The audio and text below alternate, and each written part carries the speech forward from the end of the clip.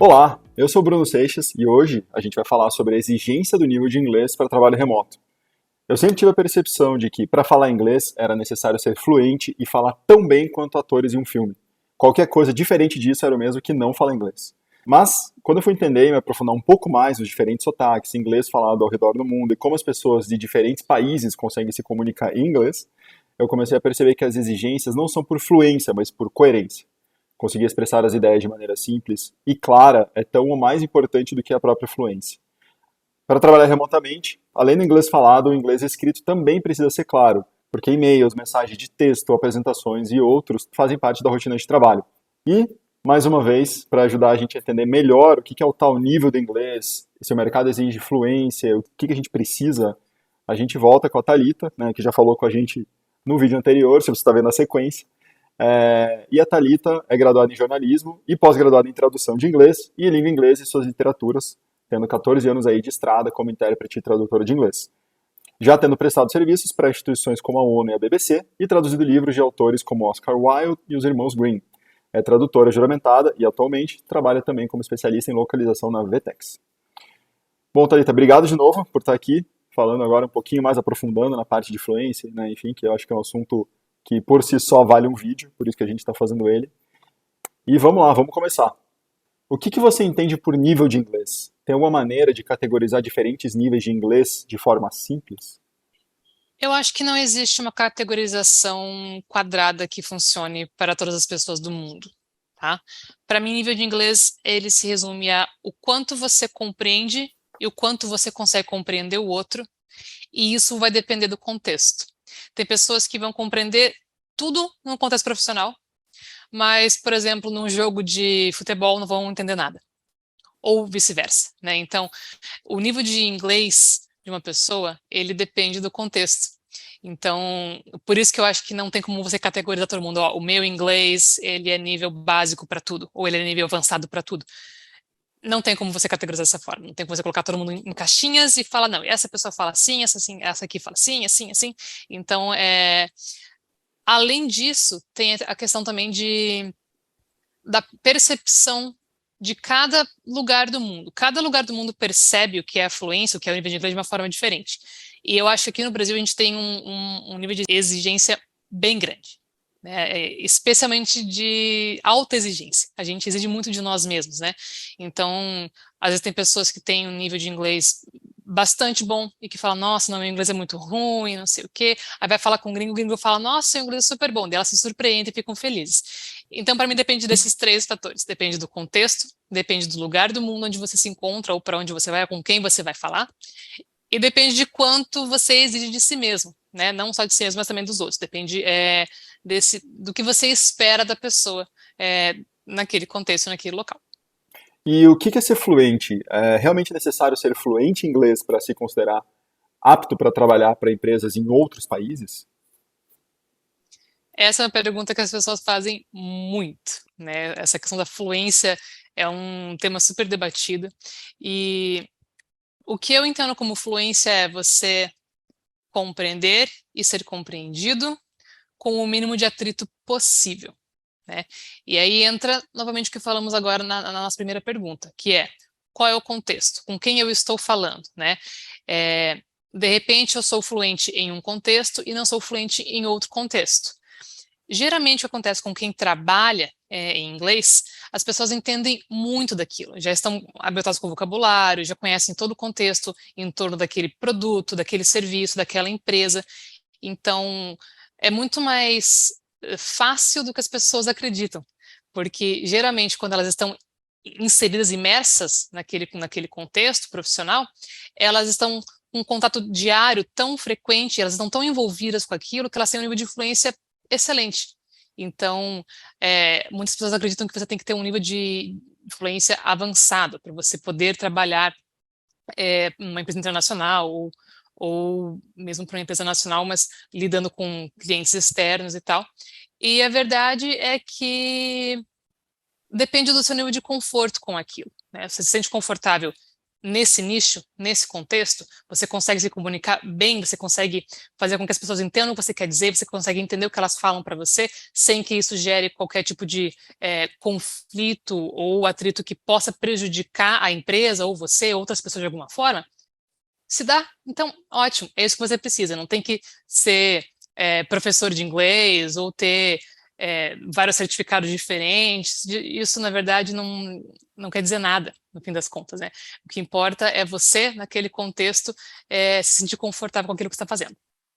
Isso até você consegue ver, por exemplo, no meio de pagamento, né? Tem uma série de palavras, terminologias que são diferentes, marketplace, que são diferentes de uma fábrica de carros. E da mesma maneira, né, que você vai ver que desenvolvedores, eles vivem uma língua, né, em código e outras coisas que são diferentes de um criador de conteúdo, que já está mais acostumado com terminologias ali de Uhum. plataformas como TikTok, Instagram e outras.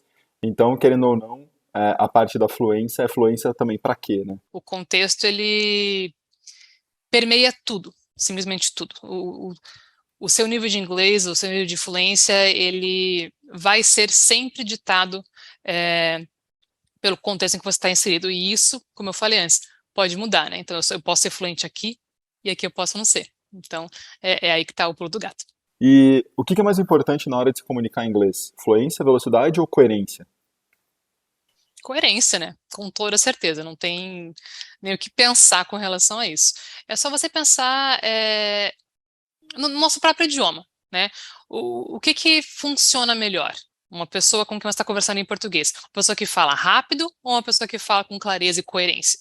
Certamente a pessoa que fala com clareza e coerência, né? Então, é, tudo o que você puder fazer para almejar uma comunicação fluida, né? Seja a coerência no sentido de uma linha lógica de pensamento, seja a escolha de palavras adequadas, seja a escolha de um discurso apropriado, ou seja, a linguagem mais formal, menos formal. Você não vai, por exemplo, falar da mesma forma com o CEO e com o pessoal do chão de fábrica, né? Então, você tem que sempre adequar ali o seu discurso. E é essa a coerência de que eu falo. É isso que você tem que ter em mente na hora de se comunicar, porque é isso que vai fazer a diferença, que vai fazer com que você consiga entender e ser entendido pelos outros e conseguir aquela comunicação sem atritos, que é o que a gente busca no fim das contas. Então, não importa se você fala rápido, se você fala devagar, o que importa é você conseguir se expressar de uma forma que as pessoas ali entendam o que você quer dizer e conseguir transmitir a sua mensagem da forma mais clara possível. Nem sempre você vai conseguir? Não. Às vezes vai ter algum atrito aqui, um atrito ali, algum ruído, você vai ter que se explicar um pouco mais. Acontece com todo mundo o tempo inteiro. Mas o objetivo aqui é sempre o mesmo, é você conseguir essa comunicação o mais fluida possível, o mais sem atritos possível, e você só consegue isso com coerência. A gente, quando faz interpretação simultânea de eventos, todo mundo pensa que o palestrante mais difícil de interpretar é aquele que fala muito rápido. Mas a verdade é que o palestrante mais difícil é aquele que não tem coerência, aquele palestrante que não termina as frases. É a pessoa que começa a falar uma coisa, aí ela lembra de outra, ela emenda, daí ela abre um outro parênteses e ela não acaba aquele pensamento inicial, porque o que que acontece? Quem está ouvindo, o intérprete falando, ele não entende que é o orador que não está terminando aquele pensamento. Ele acha, não, o intérprete não sabe o que está falando, né? Ele não entendeu. E, Hum. na verdade, não é isso. O problema é justamente essa falta de coerência, essa falta de linearidade que o orador não tem. Então, acho que esse é um exemplo bem claro de por que a coerência é bem mais importante que a velocidade, com certeza. É comum as pessoas pensarem mais em aprender o inglês falado do que o escrito, e o que você considera essencial para uma boa comunicação escrita em inglês? E dicas de ferramentas ou sites que você usa ou conhece? Com certeza, tem uma preferência até das pessoas pelo inglês falado em detrimento do inglês escrito.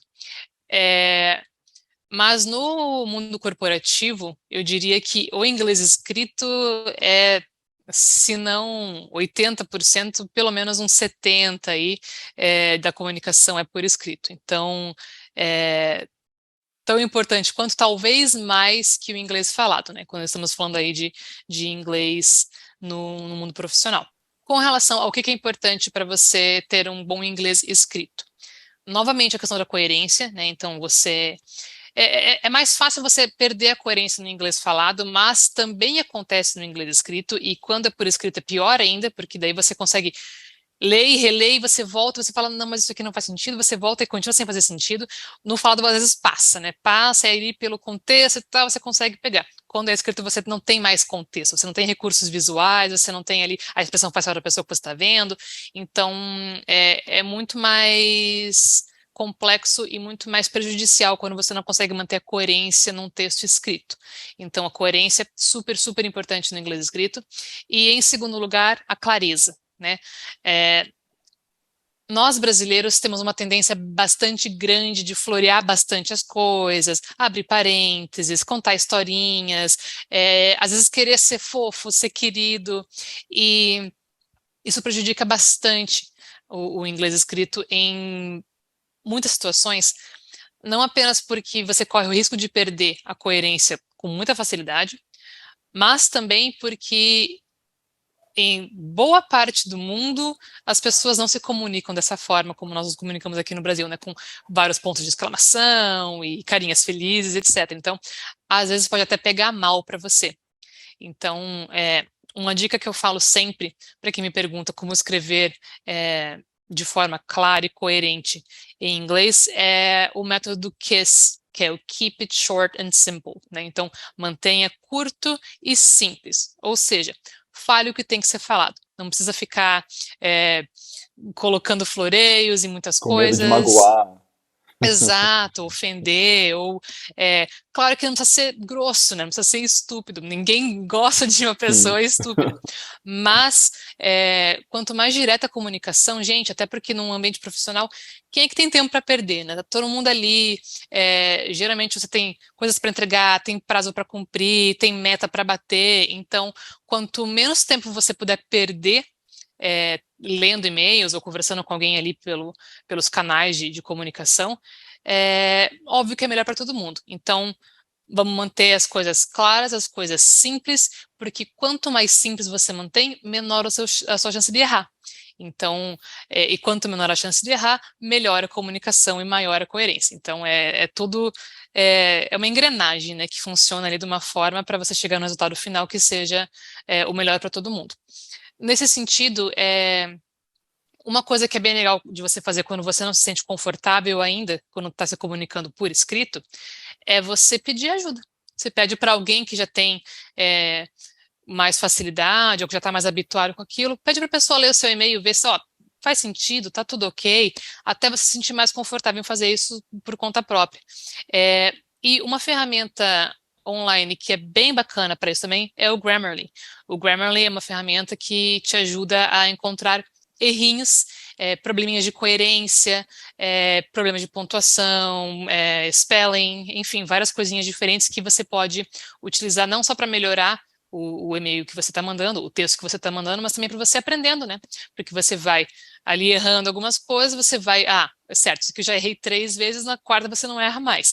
Então, também funciona como uma espécie de professor para te ensinar um pouquinho a melhorar ali o teu inglês escrito.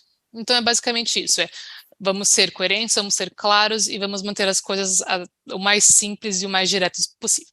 Bom, pessoal, depois dessas dicas valiosíssimas, a gente fica por aqui. Thalita, obrigado de novo pela sua Eu que generosidade de agradeço. dividir o seu tempo e conhecimento com o pessoal que está nos assistindo aqui. Acompanhe a série completa, né, veja a playlist no YouTube ou acompanhe aqui pelo site e continue se preparando para a sua jornada internacional. Um grande abraço e até o próximo vídeo. Have a good one.